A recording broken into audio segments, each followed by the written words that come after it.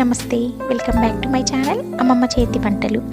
ఈరోజు మనం తయారు చేసుకునే రెసిపీ మార్నింగ్ బ్రేక్ఫాస్ట్కి ఏ పిండి లేనప్పుడు ఈ విధంగా ఇన్స్టెంట్గా అప్పటికప్పుడు ఈజీగా తయారు చేసుకునే దోశ రెసిపీ అండి. ఈ దోశ కోసం ఎటువంటి పప్పులు నానబెట్టకుండా అప్పటికప్పుడు 5 మినిట్స్లో తయారు చేసుకొని ఈజీగా తినేయవచ్చండి. అండ్ హెల్త్ వైజ్ కూడా చాలా హెల్తీ అయిన ఈ గోధుమ పిండి దోశలను ఎలా తయారు చేయాలో ఈరోజు చూద్దాం. ముందుగా ఈ దోశల కోసం ఒక మిక్సింగ్ బౌల్ తీసుకొని అందులోకి 1 కప్ గోధుమ పిండిని యాడ్ చేసుకోవాలి. ఈ దోశలు గోధుమ పిండితో తయారు చేస్తాం కాబట్టి చాలా హెల్తీగా ఉంటాయండి. ఇప్పుడు అందులోకి టేస్ట్కి సరిపడినంత సాల్ట్ కూడా యాడ్ చేసుకోవాలి. మరీ ఎక్కువ వేసుకోకూడదండి, ఒక 1/2 టీ స్పూన్ సాల్ట్ అయితే సరిపోతుంది. అందులోనే 1/2 టీ స్పూన్ జీలకర్ర, 1/2 టీ స్పూన్ మిరియాల పొడి వేసుకోవాలి.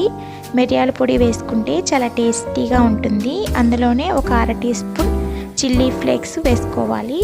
అందులోనే సన్నగా చాప్ చేసుకున్న కరివేపాకు, సన్నగా చాప్ చేసుకున్న కొత్తిమీర వేసుకొని మనం వేసిన ఇంగ్రీడియంట్స్ అన్నీ ఈ పిండిలో బాగా మిక్స్ అయ్యేంత వరకు ఒకసారి బాగా మిక్స్ చేసుకోవాలి. ఇప్పుడు అందులోకి వాటర్ని కొంచెం కొంచెం యాడ్ చేసుకుంటూ దోశ బ్యాటర్ లాగా పిండిని మిక్స్ చేసుకోవాలి. వాటర్ అన్నీ ఒకేసారి వేయకుండా కొంచెం కొంచెం వేసుకుంటూ పిండిని ఈ విధంగా కలుపుకోవాలి. చూస్తున్నారు కదండి, వీడియోలో చూపిస్తున్న విధంగా పిండి కన్సిస్టెన్సీ అనేది ఉండాలి. దోశ పిండి ఎలా ఉంటుందో అదే కన్సిస్టెన్సీలో అయితే సరిపోతుంది. ఈ విధంగా కలుపుకున్న పిండిని పక్కన పెట్టుకొని ఇప్పుడు స్టవ్ మీద దోశ ప్యాన్ పెట్టుకొని ఈ ప్యాన్ బాగా హీట్ అవ్వాలండి. బాగా హీట్ అయితేనే దోశలు పర్ఫెక్ట్గా వస్తాయి. ఈ విధంగా హీట్ అయిన ప్యాన్ మీద దోశలాగా వేసుకోవాలి. చూస్తున్నారు కదండి, వీడియోలో చూపిస్తున్న విధంగా దోశలాగా వేసుకొని ఈ దోశ మీద 1 టీ స్పూన్ నూనె కానీ నెయ్యిని కానీ వేసుకొని కాల్చుకుంటే దోశ బాగా ఉంటుందండి. ఈ విధంగా ఒక సైడు బాగా కాలిన తర్వాత మరొక సైడు తిప్పుకొని 2 వైపులా బాగా కాల్చుకున్న ఈ దోశను తీసుకొని ఒక ప్లేట్లోకి పక్కన పెట్టుకోవాలి. ఇప్పుడు అదే విధంగా మిగతా పిండిని కూడా వీడియోలో చూపిస్తున్న విధంగా దోశలాగా వేసుకొని 2 వైపులా బాగా కాల్చుకోవాలి.